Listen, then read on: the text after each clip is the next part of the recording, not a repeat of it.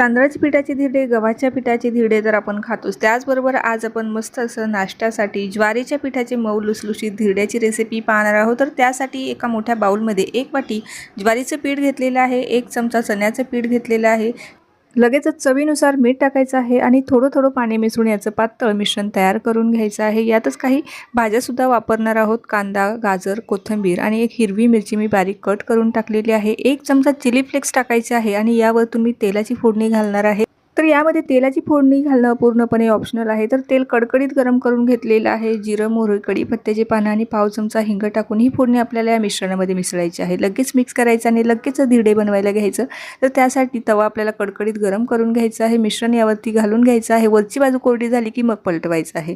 तर मस्त असे झटपट तयार होणारे हे ज्वारीचे धिरडे आहे, तर नक्की ट्राय करून पहा। संपूर्ण रेसिपी अश्विनी अन्नपूर्णा किचन या यूट्यूब चॅनलवरती अपलोड केलेली आहे।